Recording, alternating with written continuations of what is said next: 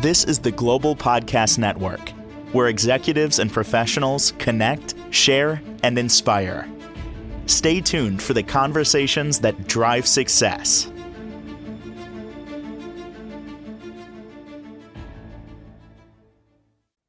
And welcome back, everybody. Yeah, holidays are upon us, and with that comes a lot of things on your gift list, and a lot of toys. As we remember during the holidays, toys are always a part of your holidays. Today, we're going to turn in a different direction. Not talking about toys for kids, toys for adults, specifically to enhance your intimacy. She is a sex therapist. She's also a menopause therapist and has so much insight to move the fun part of your relationship forward if it needs to be. Sandra Pascual is back with us. How are you doing today? Very good. Thank you. Very happy to be here. Lots to talk about. So I'm gonna twist this around here and present a scenario and how you would handle it based on what we're going to talk about today. So let's say you have two people. They've never really experimented with any extra things, toys in the bedroom. And one of them is now I want to buy some stuff. I'm open to it. The other one, it's new territory for them. Let's just say that. How do you open the eyes of the other person to give some of these things a try?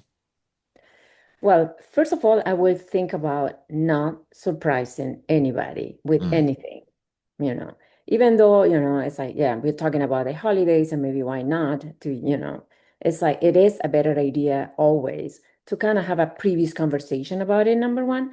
And then there are so many amazing websites today. So mm, invite your partner, sit down, hey, let's check on this.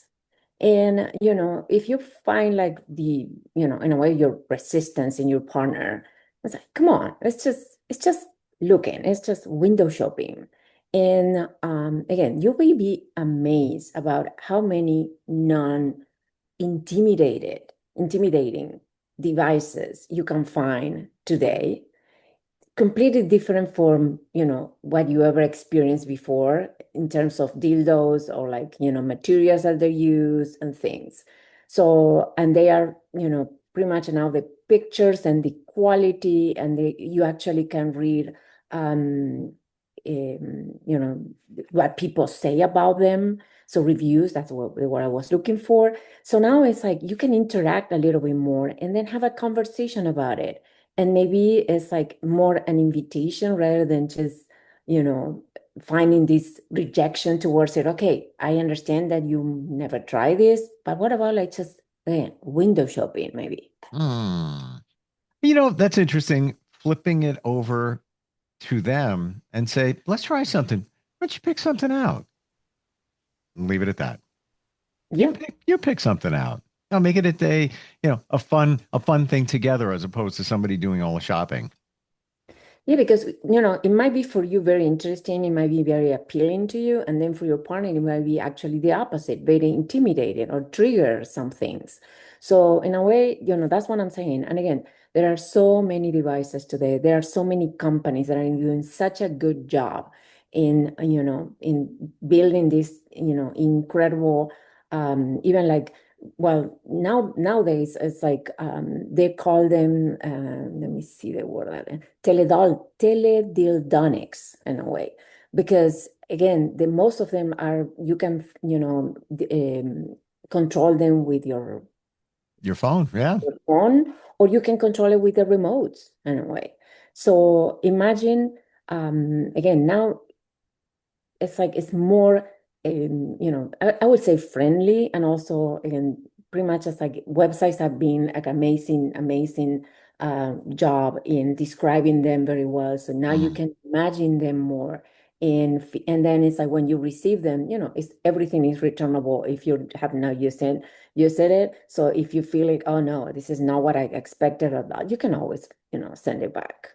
There's so many different directions you can go. And imagine, um, let's say, taking it to another level, using a device that can be put in place and then going to somewhere, restaurant or whatever, and then your partner is controlling it in real time. Not that I've ever done anything like that before. I'm just saying. Well, But it would be fun in a restaurant. I never thought about that scenario, but it's actually very like, like I it's said, a really not that good I've ever fantasy. not You're that I've doing a ever good done job. anything like that before. Wink, wink. But yeah, I mean, there's so many different things that you can do if you're open to it. Now, when it comes to introducing this stuff to a relationship, what is the baseline for that? What usually is taking place there? Is because I think a lot of people might think that, oh, there's something wrong, that we have to introduce something into our relationship, but that's really not what we're talking about here, right? Well, in general, like, when you talk about sex toys or sex devices, if you want, they are associated with self-pleasure. There are many taboos around self-pleasure. There are many religions that it's not acceptable, and people have different cultures and different opinions about that. So in Right. general, it's associated with that. And also, there are not many studies around that because again, most people do not necessarily talk about self-pleasure or sex toys. So it requires a little bit more like an idea of like, okay, this can be a sexual enhancer. It can be more like towards like creating something, different. It can be used to spice up, their sex life. They can learn new sexual techniques, with, these devices. They can also think about like, okay, let's break the sexual routine, So explore also sexual preferences. Identify more like points that, are, arousal or erogenous points in, not necessarily in the genitals, but also in other parts of the body. And then, also you start like identifying also different stimulation responses to different stimulation. So definitely can help couples, be more playful and actually, like you mentioned, the restaurant, incorporating more fantasies in the relationship in a way. You said the So word I was thinking a moment ago, and I was going to use the analogy of being together is the main course, if you will, and look at this as not a replacement for anything. The spice, you make a meal. What do? You add a little spice on top of it. Just makes it even better. yeah, definitely. So again, for many people, when I talk about in my practice, when I talk about sex toys or sexual devices, they're usually, some people usually it's usually one of the partner are like, yeah, I would like to do that, and the other partner is kind of like, oh, I don't know, that might be like, seen it as replacement. No, we are not replacing anything. We are enhancing something. And if you Yes. think about different bodies, different stages in life. For instance, I usually talk about menopause, people aging, people having some, body situations that, now or injuries, I cannot move it certain ways, or I can, certain sexual, functions or dysfunctions in a way. So now it's like, it can be what is called like a really sexual aid rather than, considering something like you know, devious or Hmm. weird, if you want. And I think another thing that maybe we should mention here is if one part of the relationship is suggesting it, the other one could take it as, oh, I'm not good enough. Oh, I'm not getting the job done. Oh, so you have to bring something else in there because you got to get past that, right? Well, curiously, I was reading some research about this, and in general, men are more willing to use these devices to enhance the pleasure of their partners, particularly women partners. They don't necessarily think about using them, in the relationship or incorporating in their sexual life. They think more about like, oh, this can enhance, pretty much the woman's pleasure. But again, now there are so many devices that can be used for both, and in that actually there are so many more benefits. That's why it's like the point of this is like, open your mind, open a website, a nice one, and start looking at these devices that are right there in the market, and figure out how you can use them, and not being so intimidated by them. So, but yes, in a way, it's like we are not replacing anything or anybody. Maybe it's, if you think about like, I don't know, most like at the beginning, particularly of the sex toys, it was more about like dildos. So in a way, yes, it's normal to think about, yes, they are replacing, men's penises in a way. Mhm. Uh, and then we moved towards the vibrator in a way. So that was like, I don't know. Have you seen the movie Hysteria? I don't think I've ever seen it. Well, it's an old movie, not so old, but old movie. The movie Hysteria is like the history of like, or the story of how the vibrator was discovered. It's really funny in a Wow. way because yes, it's amazing actually. This I think it was in the I don't remember. It's like, but anyways, at some point, a doctor, started discovering that women were very, and satisfied in their, and they would say, well, they have some kind of hormonal imbalances. And this doctor discovered that, by massaging the genitals of a woman, the woman will orgasm and then self-soothe. And that's what they call the women hysteria. That's a famous word, for that. And then, of course, the doctor got like tired of using their, hands or their fingers. So that he kind of like invented this device, which is an electrical device. And, that's how that's the beginning of the vibrator. So the vibrator was a medical device. It wasn't like a Wow. pleasure enhancing device at the beginning. Wow. I'm getting a picture of it actually being plugged in the wall from Like a back like a then. hair dryer, imagine. Yeah, like a hairdryer, right? Oh my gosh. Wow. Yeah, I'd be a little worried about that. But got the job done. And that's the other part of it too, getting the job done. Let's say you're with your partner and you don't reach your peak every single time. So maybe it's okay to bring out something else to finish things off, if you will. Well, again, it's like nowadays, for instance, it's very common for people to be on certain medications that cause like either delay ejaculation or delay orgasm. Using a device like a sexual device can definitely help. So, it's like not the sensation of like insatisfaction, in a way. And then, of course, using, something that vibrates or moves or suctions or stuff like that, it makes the job, as you said, quicker in a way. So it's not the same like using hands, although there's nothing wrong with using hands, but in a way it might be more effective in terms of time, if you want. Sure. So definitely yes, it can be used on that. Or if you think about like erection problems, there are many like constricting rings now that you can use that help with that. So in a way, it's like, why not to use all these things that are Exactly. going to make your life easier And better. and Um, better? Yes. just getting past the we need to use this because we can't get it done by ourselves. I think that needs to be bypassed, thrown out the window, all of that, because I'm sure that comes up a lot of times, with couples or in a practice that you talk to, where that's their intimidation of, oh, yeah, you need me anymore. You got that over there. Well, and I think it's having the power of adjusting. I don't know. I had my dad visiting me for a couple of weeks, and he now has to use a cane to walk, and Hmm. he hates it completely and complains a lot about it. And I'm like, hey, without that, you will be on a wheelchair, not being able to walk. Right. So it's just okay, accepting it. I need this. This is, what I need now to be functioning better.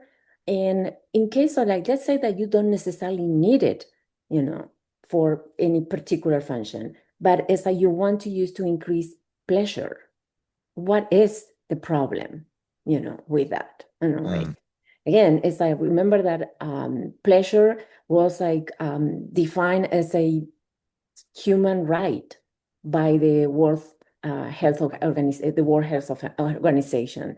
So we're talking about there's nothing wrong with seeking more pleasure for myself or within the relationship.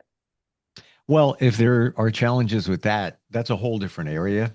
Comes down to, whether you deserve certain things or deserve to feel a certain way or you're not good enough. That's kind of fundamental in terms of psychology, for another conversation. We have an email. Can we grab into that right now? Of course. This is, by the way, you can reach us instant feedback, steve@gmail.com.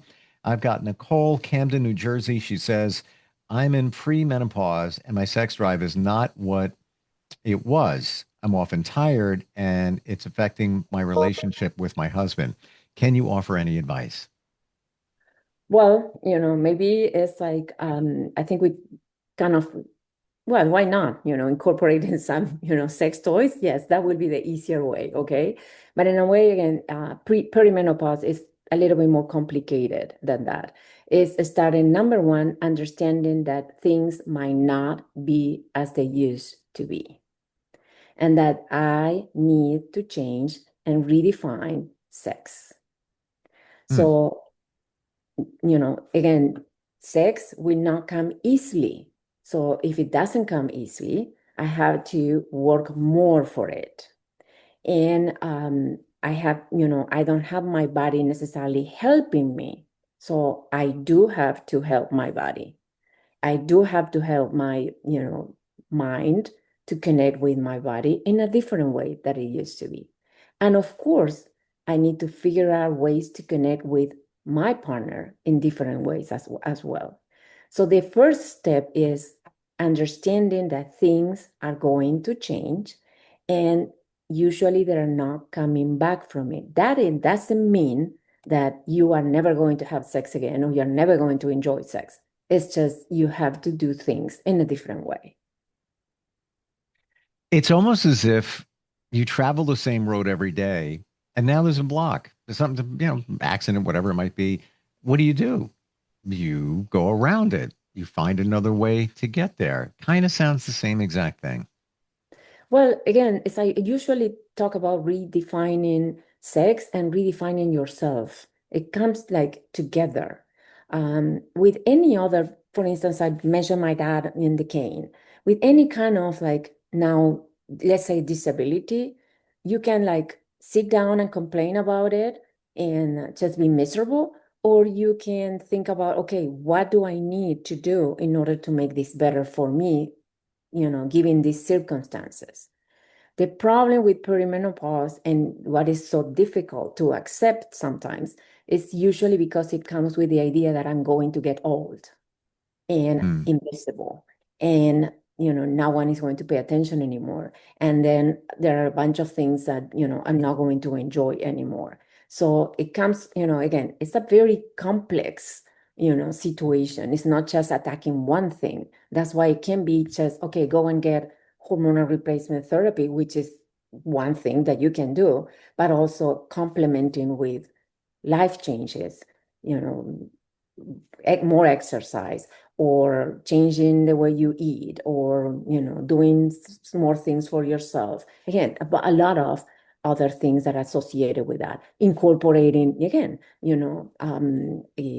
clitoral stimulation devices, because now you need more clitoral stimulation than penetration in a way to enjoy sex. So again, it's adjusting to the new situation, not resisting or staying in the I'm complaining part.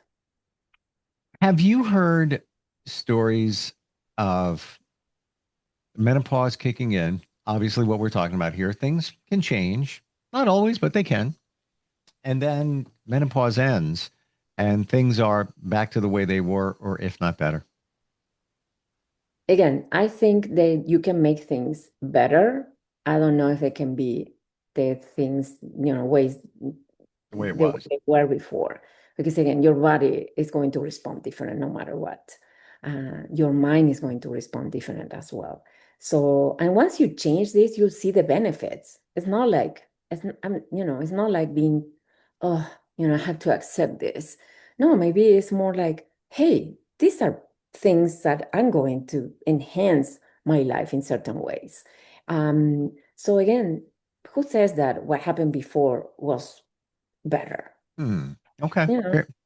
We have a tendency usually to think about like, we think about past situations. Oh yeah, that was so nice. And then, you start thinking about it and I don't know how much I remember actually. So maybe they remember this little part here, this little part here. But in general, maybe it wasn't necessarily so much better. Mm. Well, we're all wired for the same thing, and that's the fear of change. So if it was good, if it was fantastic, whatever, it's a change. And that goes back to fear. Fear of, well, if I make a change, I gotta change because my body's changing. That, oh, it's not going to be good. No, maybe it's look for the opportunity. What's the opportunity? We're going to change it up. We're going to do something different. We're going to introduce some toys, whatever it is. But there's an opportunity there. Opportunity to grow, opportunity to do things different, Mm. opportunity to, again, find yourself in different ways. So definitely, yes, there is a big opportunity there. Well, you said something that I think all of us don't even think of, Sandra, and that is opportunity to grow. Mm. Menopause might even grow your relationship because, things are different here. So we need to look at things a little bit differently. But if we do it together, that might even bring us a little closer together in terms of intimacy, potentially. Well, and also in your personal life. Again, there are a lot of other things, for instance, taking care of others that is, reduced, dramatically usually. So now I have more time for me because I don't have to take care of children in general. So that's, an opportunity there to, again, self-care, do more self-care. And then, again, you have more freedom, you have more time. So when we talk about like, okay, scheduling sex, so you can be more prepared and you can be more like enthusiastic about it. Well, that requires time. So now I have more time. I don't have Mm. to be running, like driving children, cooking, Point. and, as like doing all this and volunteering for the PTA. So now it's like I can, relax at 6 or 7, or maybe earlier, and enjoy the rest of the day without all these hectic things that I needed to do before. Again, an opportunity. And the opportunity is here for you to help couples if they're going through some challenges. What's the best way to connect with you? My website, Notus, Notus, counseling.com, or you can email me, Sandra at notuscounseling.com. Just starts with a conversation. I'm going to say this, I'm sure in your practice over years, you've heard everything. Sometimes we're a little shy, don't want to, gets a little personal, little details here and there. You've heard it all. You know what I'm saying? I don't think there's anything you haven't heard. I don't think I'm going on a limb to even say that. Well, the beauty of sex therapy is like it's always something unique happening in couples or Mm. in individuals. So I always find something. I never get bored, to be honest. I never get bored of working with people. I love what I do. Mm. Final question, does it feel like you're a problem solver? Somebody comes to you, they got something going on, and then you're going to help them come up with a solution? I like to see myself as a helper more than, I offer them the tools. Okay. It's up to them finding the solution. Beautiful. Thank you for all the insight today. This is stuff that people don't talk about on a regular basis. We do because because everybody thinks it. Let's talk about it, get it out in the open. Thanks for being here today. Nice seeing you. I Bye-bye. appreciate it. You too. We'll be right back. This is the Global Podcast Network, where executives and professionals connect, share, and inspire. Stay tuned for the conversations that drive success.